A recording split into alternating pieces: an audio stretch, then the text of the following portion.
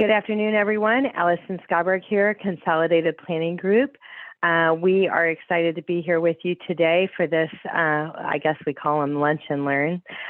Today, your video and your audio are muted, so we can't see you and we can't hear you, but we know you're here, and we are glad that you're here. Today's meeting is being recorded, so as a follow-up, after today, either today or tomorrow, you're going to get an email with contact information for everybody and also a link to the presentation that we are having today. So Consolidated Planning Group, we are a holistic special needs financial planning firm. We put out a lot of webinars on a pretty regular basis surrounding all things special needs topics. So if you've joined us before, we're glad you're back. If today is your first time, we are glad you're here, and you're in the right place. So we're excited today to have Workforce Solutions with us today, talking about employment options and opportunities for our students with disabilities.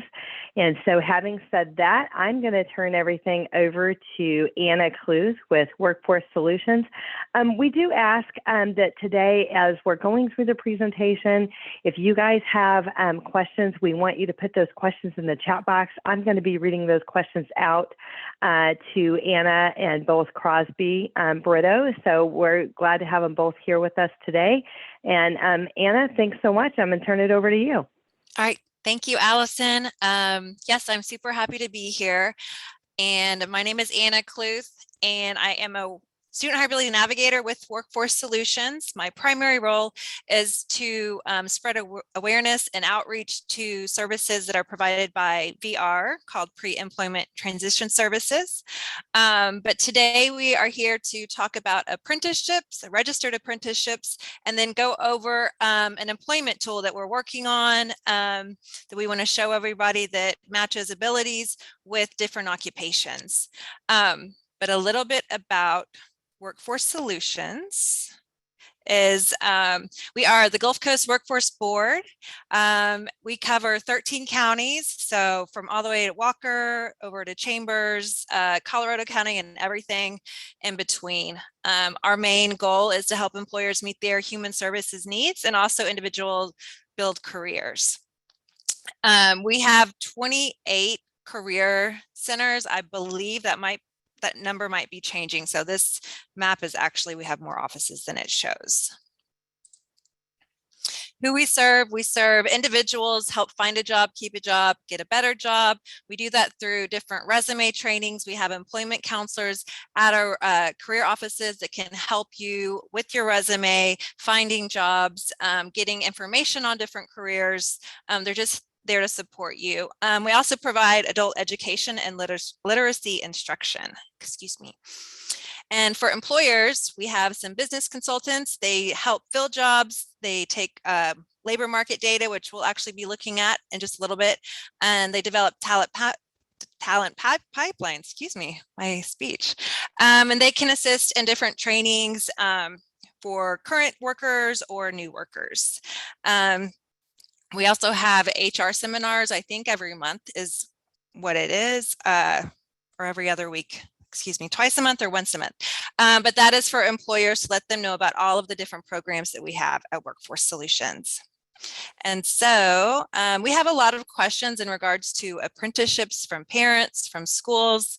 And so I've invited Crosby Brito here, my colleague at Workforce Solutions, and he is going to talk about registered apprenticeships. So. Great. Thank you, Anna. And good afternoon, everybody. Thanks for joining us this afternoon. And the key word here that I want to start off with is registered apprenticeships. You're going to hear internships in different careers. There's externships, and the word apprenticeship is tossed around. And an apprenticeship is a universal term. You know, that's somebody who has little experience and is trying to learn a new career, or is an apprentice of somebody. So you're a mentee, to put it that way. Registered apprenticeship has a whole different meaning, and that pretext, registered, makes all the world of difference. And registered apprenticeship, in hindsight, as you can see on the screen, is a term that the Department of Labor approves an employer or a school to say this is a career path for this occupation. This is a training curriculum for this occupation, and it has to come with employment.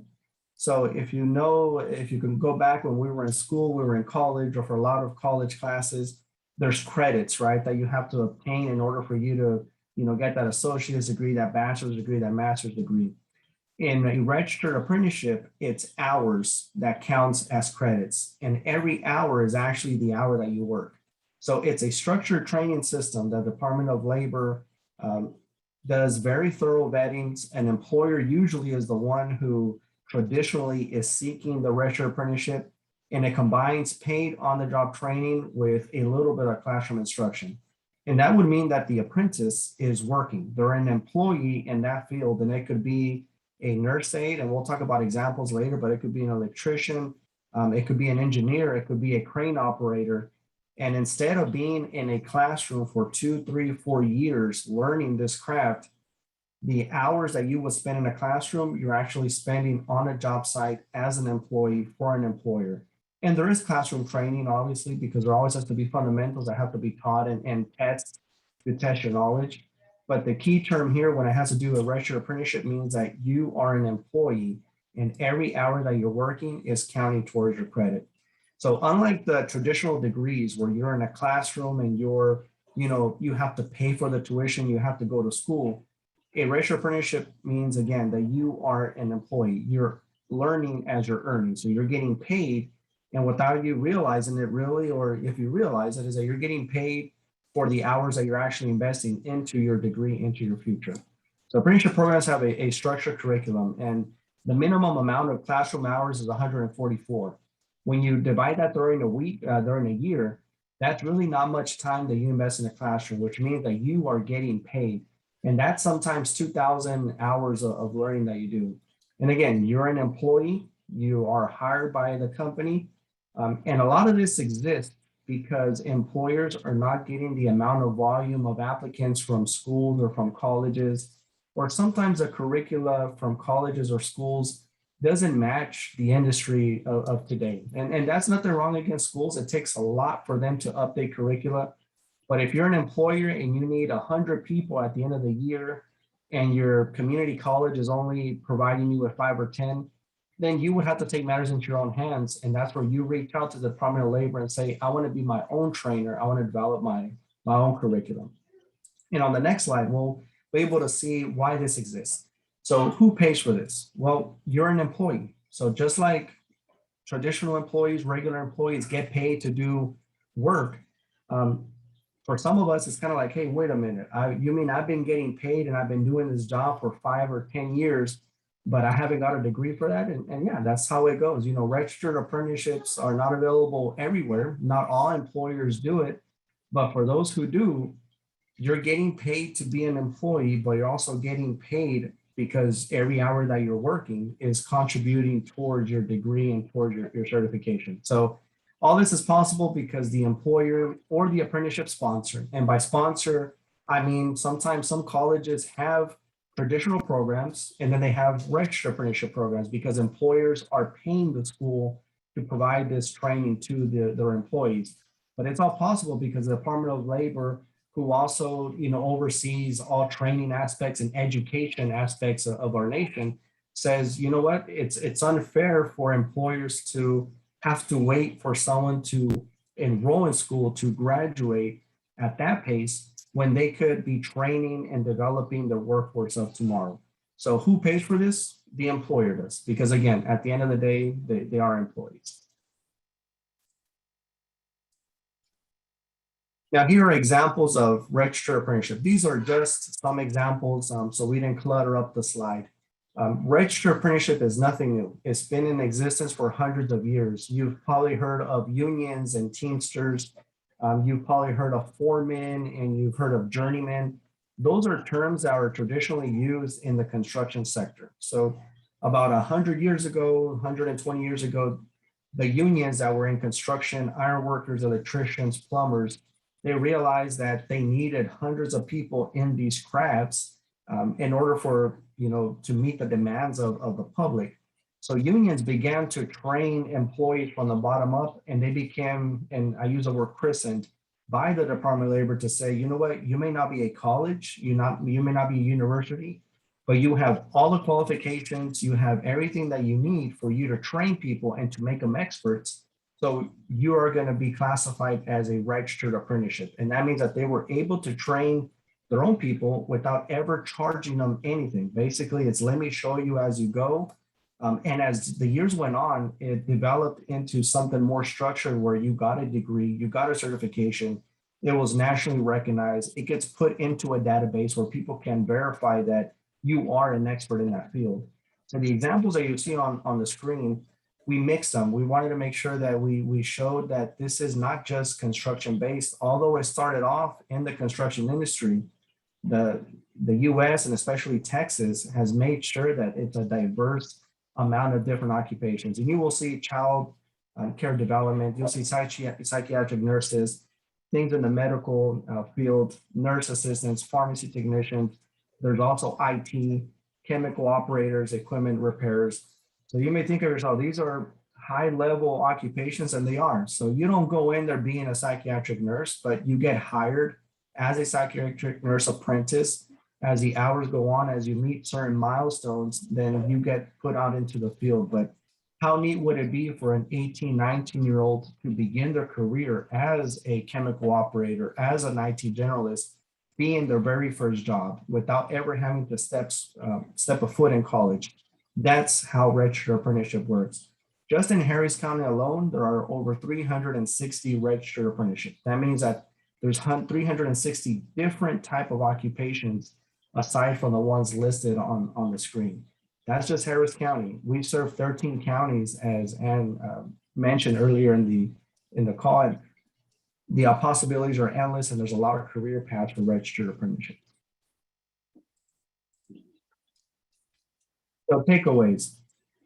Registered apprenticeship are employment opportunities. So you don't go to a college to enroll in a registered apprenticeship. What you do is that when you're looking for work, when you're trying to debate what employment opportunity I should consider, the key term is to look for that term registered apprenticeship.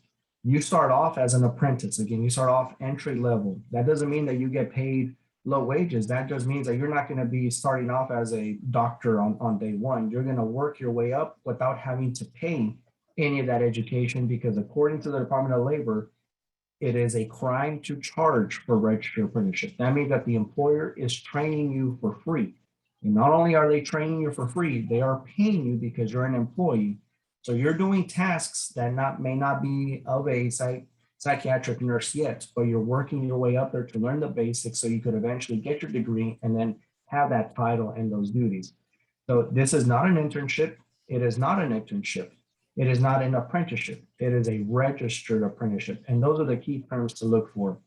As you and your child start looking at career paths, and as they start looking at different employment opportunities, employers will always mention the job description. They'll mention what the job requirements are. They'll mention the pay and the benefits. Pay close attention to those employment benefits section, because it may say we are a registered apprenticeship sponsor. And that's a very important thing, because if that's the case, that means that your child or that employee is going to be able to not only be an employee, but they're going to get paid to do the work in that specific role. So those are little key terms to pay attention to. Sometimes you want to apply for that job that pays a little bit more. And if you were comparing two positions, for example, both positions are exactly the same. The employer is paying $13 on one, and employer B is paying $13.25. Obviously, that $13.25 is more appealing, right? But let's just say that $13 an hour says we are a registered apprenticeship sponsor. That means that you're going to start off at 13, but within 3 months, when you hit a milestone, that turns into $13.50. 3 months later, it turns into $14. 3 months later, that turns into $15. Although you started off at $13.25 on this job, a year later, you may be still at $13.25, where the job that started you off at 13, being a registered apprenticeship sponsor, you may be at $16, $17, $18 within a year, year and a half, because again, there are federal milestones for every hour that, for a certain amount of hours that you achieve. So Workforce Solutions supports registered apprenticeship expansion efforts. We provide these options at all our offices. If you, family members, your child goes to an office and is seeking that career exploration assistance, make sure that they mention, can you tell me what jobs are out there that provide registered apprenticeships? And again, we're not saying that college is not important. We support college. We support education 100%. That's fundamental to our workforce. That's fundamental to us, to our maturity. But there's times where you don't want to be in a classroom for 2, 3, 4 years. And sometimes we can't afford those $30,000, $40,000, $50,000, tuition costs. So registered apprenticeship combines both. You have a job and you're getting the education and you're getting the credentials that come with it. Awesome. Anna, Yes. I believe that was the last slide. So I'll open it up if there's anything that I could help answer. I have a quick question for you, Crosby. I'm learning a lot. Is there like a master list of all of the employers that are registered apprenticeship Yes, work yes. sites? So there is a federal website. It's called apprenticeship.gov. And that is everything that tells you about registered apprenticeships and how it got created. Then there's a section that says job seekers, or if you're become an apprentice, you put in your zip code and it tells you all the apprenticeship employers in that zip code. Or if you're looking for a specific career, it tells you what employers offer that career. It may be in Texas, it may be in the city, but again, it's up to you to narrow it down. But if you're doing some exploration and you're curious to see, I wonder if anybody has ever created an apprenticeship, a registered apprenticeship for XYZ, that is a website to go to. And that's a wonderful question because, yeah, that is the master of all masters right there. Can you put that website, one of you put that website in the chat box for everybody? Yeah, I will do that right now. I'll copy the link.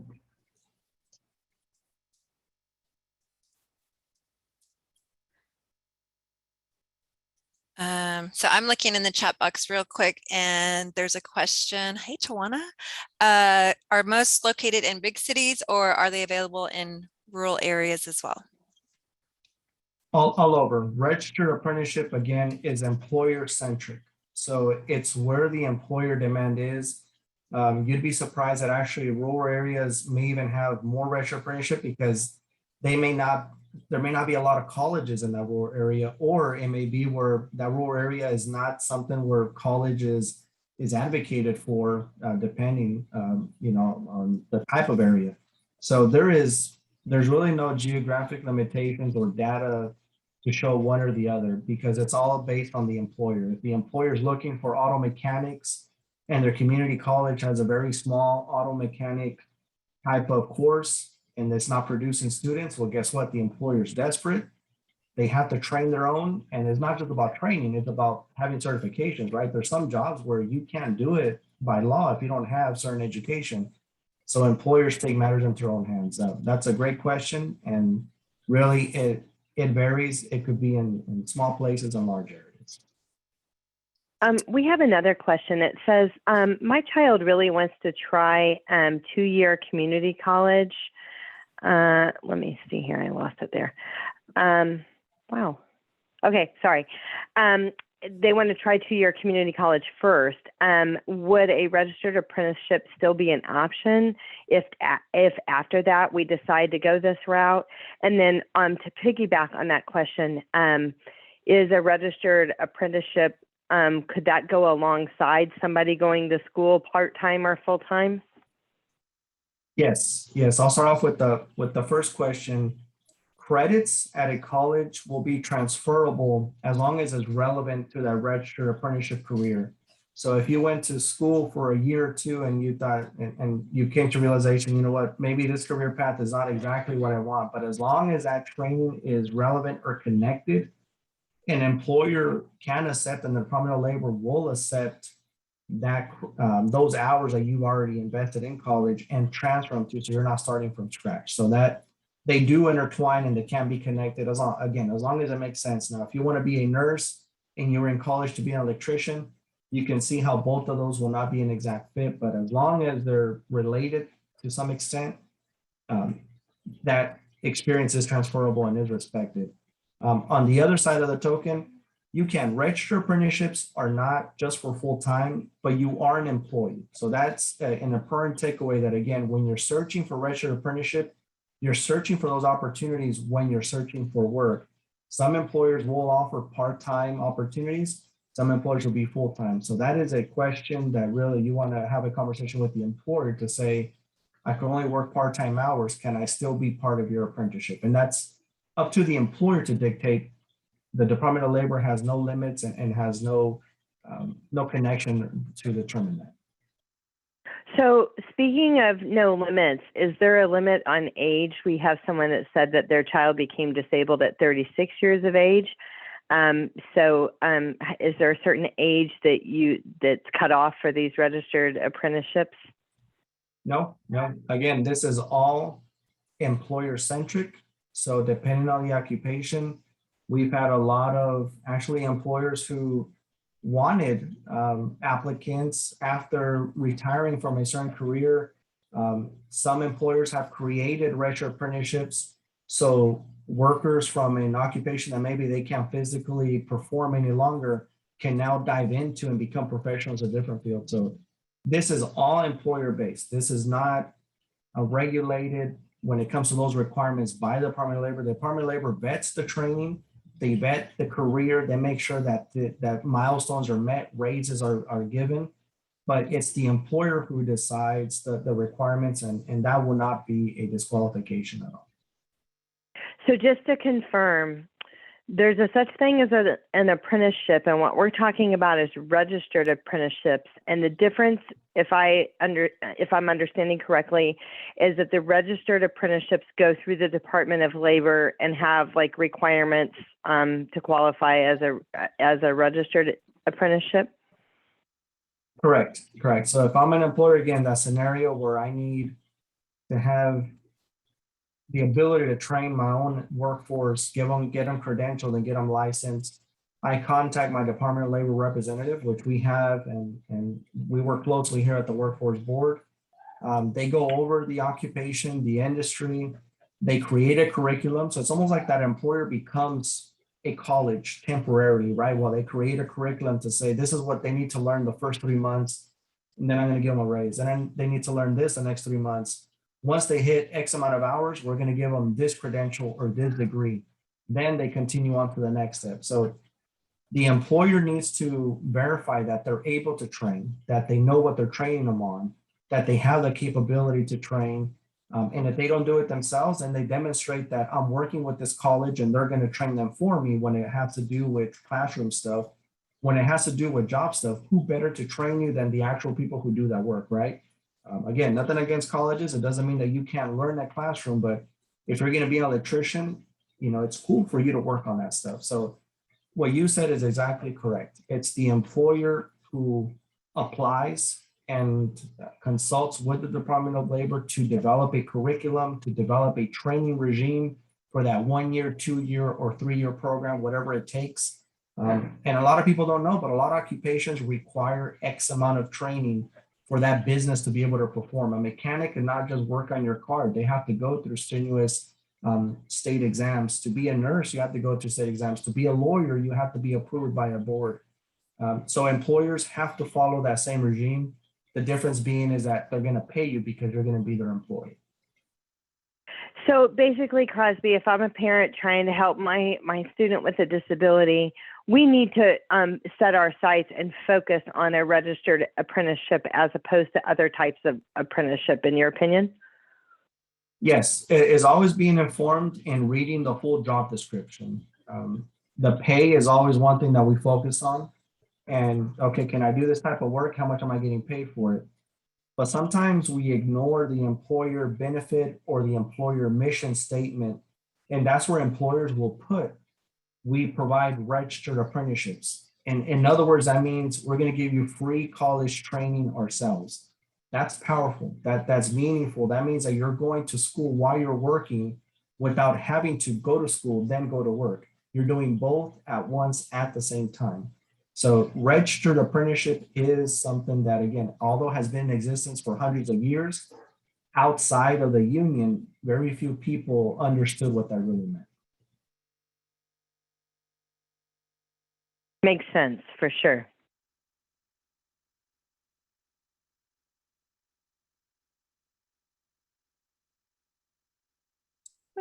Do you apply for it just like you would a regular, any other job? Exactly. That's exactly what it is. It's a job. You're applying for a job. It just happens to be that this job is training you and you're getting credentialed, certified, degreed in that position.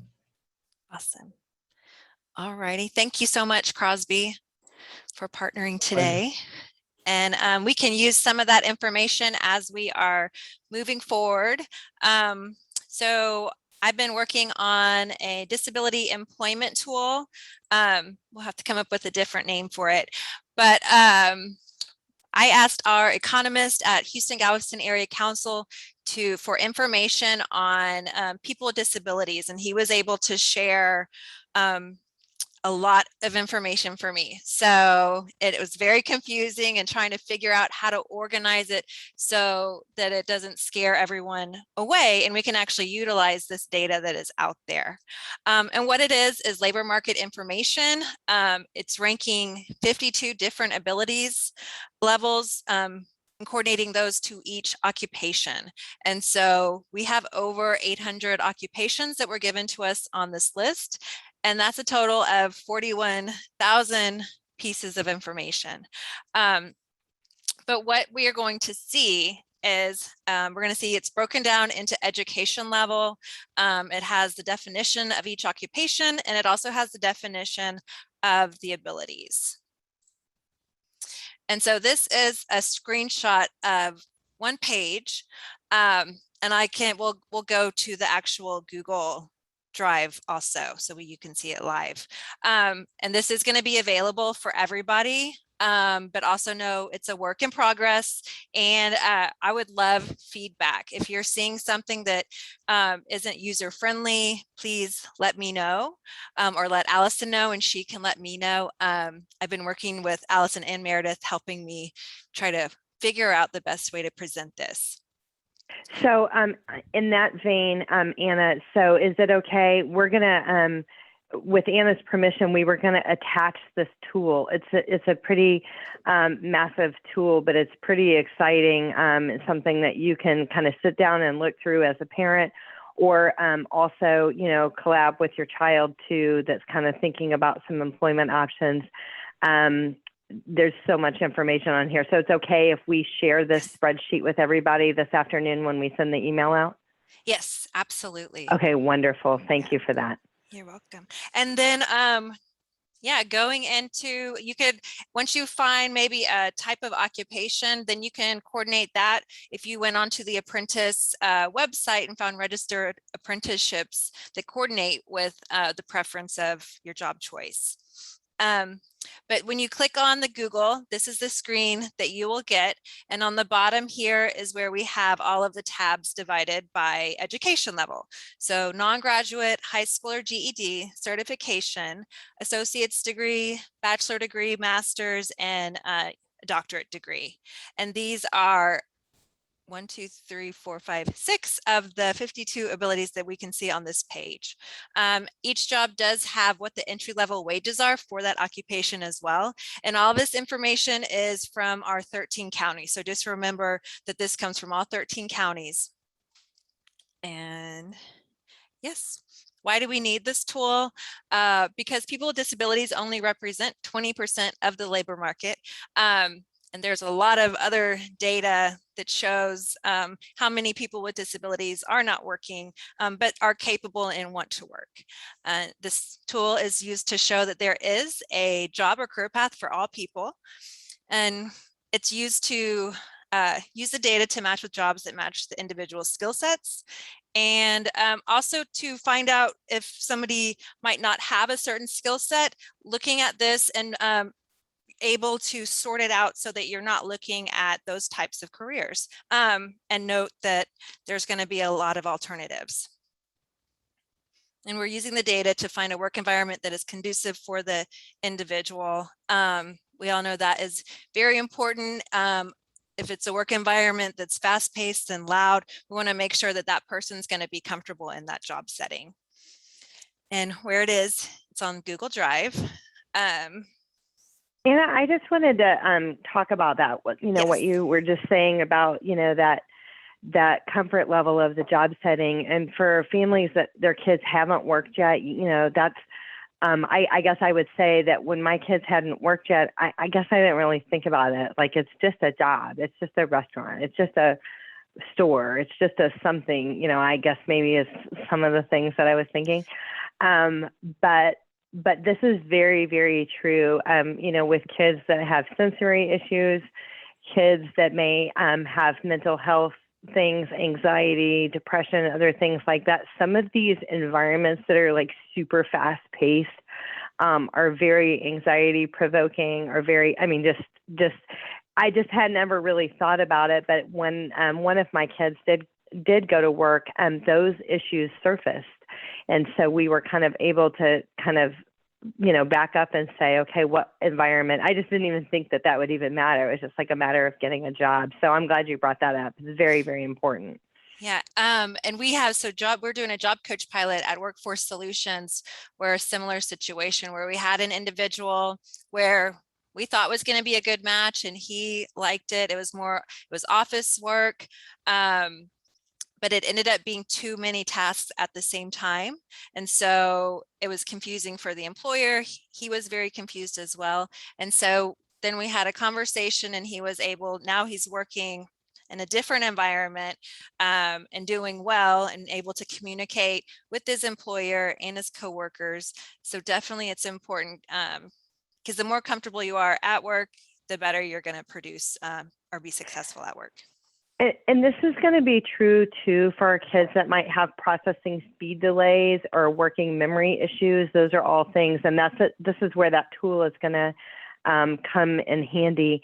We have a question from the audience that said, what do the numbers mean beneath each of the ability category headings? Yes, that is a great question. So we'll go into this. So these are all on a scale of 1 to 5, as far as 5 being that ability is very important to this occupation. So we can see, adhesive bonding machine. So 5 being most important, 1 being least important? Yes. Is there another question? All right. Okay. And so you can divide it, and like I said, there's over 800 occupations. And so there's probably going to be ones on here that nobody's heard of. I filtered out some just so that it wasn't too overwhelming. But so you're going to see some adhesive bonding machine operators and tenders. I'm not familiar with that. But then there is a definition that we'll get to in a minute that has all of the different occupations. So you'll know what it is and if it would interest you or not. Yes, and each ability level at the top, you'll see a little yellow triangle. If you hover the mouse or the pointer over the ability, it'll pop up the definition of what that looks like or what it is. And going forward, I think I'm going to try and do that for the occupations, but it's a lot of information to input. Okay, and just to kind of show as a visual, these are the 52 ability that are listed within the spreadsheet. And so I just highlighted, I think, a lot of words that we may hear from teachers or from VR counselors or parents. So comprehension, vision, depth, speech, math, that's a big one. If you can eliminate a lot if your child or student doesn't do math, that's not part of their skill set. Information ordering, inductive reasoning. So these are also where the processing plays a part also. So basically what you're saying here is that this spreadsheet that you're talking about, and these different jobs and different apprenticeships and whatever, it basically says what the abilities are necessary to be able to move forward with one of these. So that way, when a parent knows kind of the deficits that their child might be working from, then they can easily eliminate the categories that might not be a good fit for them, is kind of how the spreadsheet is set up. Okay, and awesome. An example of that would be for job coach pilot, but somebody who will not be a cashier or wouldn't work a register. It's easy to eliminate those from this also and just see what else is out there. Something where you would need to use math and money. And, you know, there's some people that they don't have to use those in order to have a job or work a job. So one thing that, you know, we do a lot of webinars on, post high school options for kids with disabilities. And I mean, there's just so many different things. But I have to tell you, I'm really excited about this. I'm really excited about this tool. And for those of you, anybody that's just joining, Anna was just talking about, we heard from Crosby a little while ago, and he was talking about registered apprenticeships for our kids that are out there. And so that's what he was talking about first. And Anna's talking about a tool that they have created for families and for you to work with your student to see what apprenticeships are out there, what jobs are out there, what is the pay for these jobs, what skills do you have to have. And honestly, I am a student of all things for people with disability, and I haven't seen anything like this. So I think that this tool is going to be really, really helpful, and I am so glad that you guys have put this together. And as Anna said, this is a work in progress. So this is like the first time that this has been talked about. We've not had any other webinars on this, and we have not sent this out. But following today's meeting today, you are going to get a recording of today's presentation, and you are also going to get the attachment of this spreadsheet that she is talking about, so you can play around with it. And again, she is requesting feedback from families, good, bad, or indifferent. We want to make it as best and user-friendly as possible for families. So we do hope that you will share your feedback and insight as you have, kind of played around with this spreadsheet. Yes, and some things didn't transfer like I thought they would to Google, so just note that also. But I did want to bring it up and show everyone just kind of what it looks like, and definitely feedback on if it's hard to read because of the color as small as that. Please let me know, because we want everybody to be able to use it, because it is a great tool to use. But yeah, so down here, up here, if you scroll over, it'll pop up with the definition. And then down on the bottom, this is what I'm working on. Let me show you from my sheet. Can I pop in and ask you a question? Yes. Can you sort jobs based on abilities that your child best shows? Is that a feature? I mean, that might be an idea. That might be an add-on in the future. But I mean, this is the kind of feedback that you need, right, Anna? Yes, absolutely. So we can. So let's say, let's say we could pick anyone. So problem sensitivity. The ability to tell when something is wrong or is likely to be wrong. It does not involve solving the problem, only recognizing there is a problem. So that is, if your student or child is able to locate, know what a problem is and probably ask for help, that's where that's leading to, or know who to talk to. We can sort by, the sorting is up here.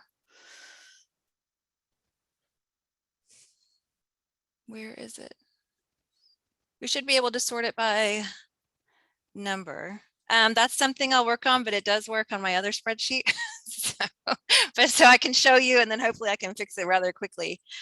Let's just do this. So oral competence, this is already sorted. So you would just click on the arrow that's right where the ability is, and you can do it largest to smallest. So go there, and you can just continue to do that throughout if you're trying to narrow it down. This can be sorted A to Z. I think one thing that might be cool to try and do for the future is to have it divided up by maybe career path or the different types of work. I'll have to ask Parker how to do that. But I think that would be help. Or it's a lot of information, so it'd be easier to break it down like that. But just gambling. And that was my takeaway, is like, don't be overwhelmed by this. Yeah. This is a lot of information. And I know that we do work with a lot of engineer brains, but for people that aren't engineer brains, it could feel, it could feel overwhelming, but don't give up on it. I mean, the information is there and it is good. So just play around with it, but we're going to have contact information for Anna in the email that's going to go out today. And Anna, I don't know if you have instructions for using the spreadsheet, if we have those yet, but anyway, if you have questions or navigation issues with the spreadsheet, then you can definitely reach out to Anna on that. And I might try and come up, maybe I'll make a little survey that can go out also to get feedback. That might be that's a great idea. Okay, I'll work on that, and hopefully I can have that ready by this afternoon or tomorrow. Okay, perfect. Alrighty. Are there any other questions or anything? I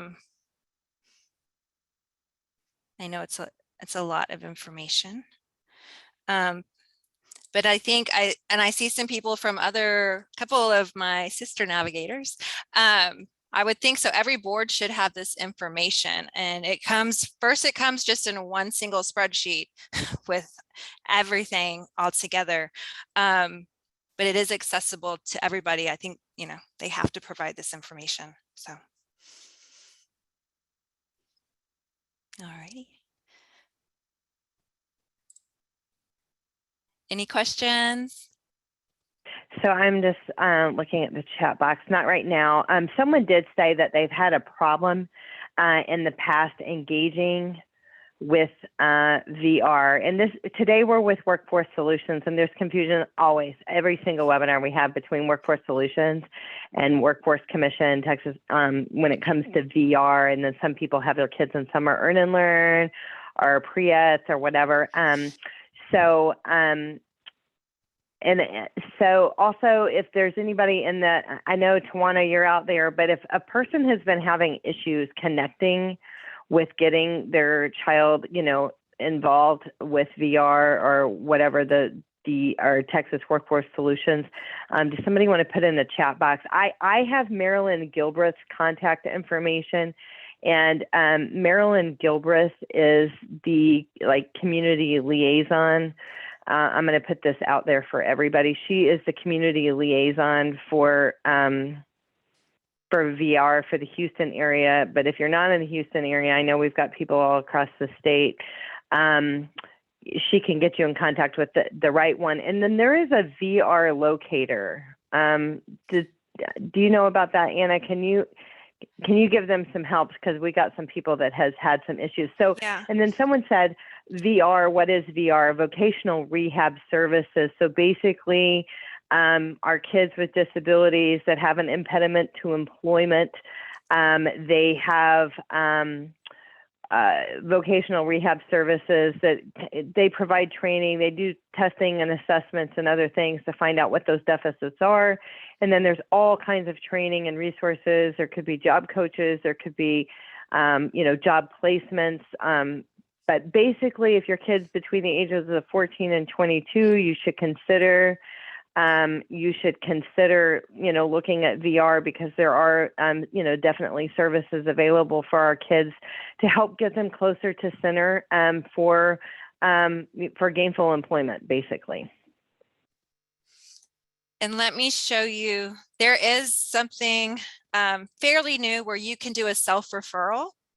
And so I was going to share. Yes, I have seen that on their website. So if you type in Texas Workforce Commission and type in VR on the right-hand screen, it's like a VR locator link. Yes. Out there. That's what you're talking about. Yes, that's Marilyn Gilbreth right there. Yeah, thank you for pulling that up. There she is. She's done several webinars for us in the past. But so if you don't know about that, we're going to put our YouTube channel up at the end. We do have multiple presentations with VR, and it explains who they are, what they do, who they serve, how to get involved, and that kind of thing. And then also, if you want to email my office, we can send a PDF of those slides as well, so you can have that. But I think, you know, I'm a parent with 2 kids with disabilities. I got 4 kids, but 2 with disabilities, and I'm a fan of closing this gap, because you just don't even know until things start going. And these kids, and you know, we've seen issues as they're growing up and things like that, but they've never worked before, so we don't know how that's going to come out. But some of these the testing and the assessments that they do make it really clear on what the impediment to employment is going to be, and their commitment to help close the gap. There's funding, there's state and federal funding for these programs, so it's not out of pocket to you. So I don't know. I'm just a huge fan of using the resources that are out there and you know, putting information out there so you can be aware that they even exist, for sure. Absolutely. And here's that is good information. The number for the VR regional office, and they cover the same area as us. We're on the same workforce board. 832 number. That 1-800 number is the state number. They'll connect you to the office that would be closer to you. I would say, you know, VR, they might have turnover. I know sometimes communication is hard. If you do need help getting in touch, you can definitely contact me as well. I can help put you in touch and to get services started.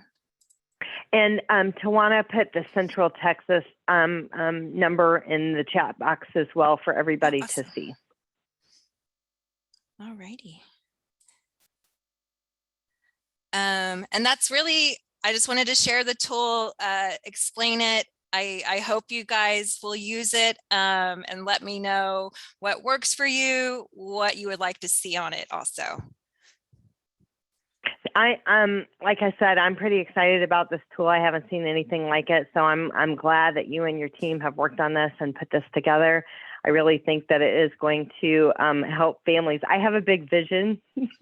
I shared this with Anna last week, that my vision is so like this becomes like some kind of app or a website, to where it's like an interactive tool, to where, you know, kind of it moves forward. So I'm excited about the work that you guys are doing. Next slide, please. One of the things, you know, we talk about on a pretty, you know, pretty regular basis is, you know, is on the special needs planning side of things. So Consolidated Planning Group, that's really what we do. So we're similar in the way that, you know, financial advisors, we have a lot of the similar license, but when it comes to Consolidated Planning Group, where we come to the table and where we're a little bit different is we are, you know, affiliated with the special needs planners, and we're also certified as National Social Security advisors. So we're really able to help you determine protection plans, lifetime care plan, transition planning. We're able to set up ABLE accounts, and we just really, you know, we really go to work for you and making sure that you have things in the right buckets. When you've got kids that are in kind of the zone of turning 18 and crossing over into adulthood, there's a lot of considerations that need to happen, and there's a lot of accidental mistakes that you can make. Next slide, please. So these are just some things that should be on your radar. These are just some special needs planning considerations that are, you know, from a transition perspective, you need to be thinking about having them on your list. Have you already checked them off your list? Do you know what they mean? Have you attended some of the other webinars? Basically, we have webinars on every single one of these topics. So again, if you're here again with us, welcome back. But if you're here for the first time, check out some of our webinars on our YouTube channel. And I think the next slide has our contact information and YouTube channel. Oh, this is my team, my awesome team. So it is not Allison Scoberg and company. I work on a collaborative team, and here are the members of my team. So you, you know, in reaching out, you may work with any one of us. So I always like to put some faces with some names. And I think our contact information is indeed on the next slide. So on the webinar, on the email that we're going to put out today, We're going to have Anna's contact information. We're also going to have ours. You can schedule a free consultation through the link. We're going to have a link to the webinar, and we are going to have the spreadsheet attached. So be on the lookout for your email. The YouTube channel you can subscribe to, and our past webinars are out there, and you can kind of search and hunt for the ones that are most applicable to you and your situation with your family member. Okay, so a couple things in the chat box that I want to hit on. Okay, thanks for sharing the recording later. So she's going to watch it. We had a couple of people that were late. Also, are we able to share this tool with the school for autism, or is it just for those who registered? Do you have any problem with the tool being shared? I did ask just if you could wait until after I get the survey back. So once I go through that, so I can try and fix anything that needs to be fixed for easier accessibility. Okay. I mean, probably within the next week or so. Okay, just work out the kinks and then send it out. All right, awesome.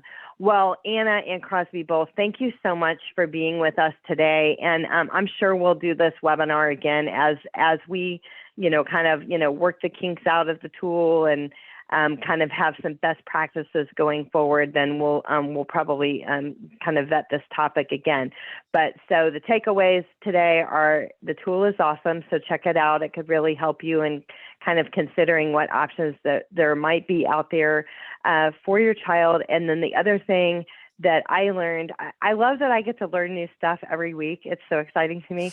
But the registered apprenticeships. So that is actually something I had never heard of before, registered versus non-registered, and kind of the differences of those. So checking out registered apprenticeships on the apprenticeship.gov website and kind of searching the opportunities by zip code in your area. Those are like the two biggest takeaways that I had today. So thanks so much, everyone. Thanks for being here with us. We hope you'll join us again. And thank you again, Anna, for putting this together and sharing it with us. You're welcome. Somebody did ask if the tool is going to be available. Anyway, I just wanted to remind you guys, it will be coming. Allison's going to send it out later. Sounds good. All right. Thanks, everyone. Have a great afternoon. Bye now. Bye.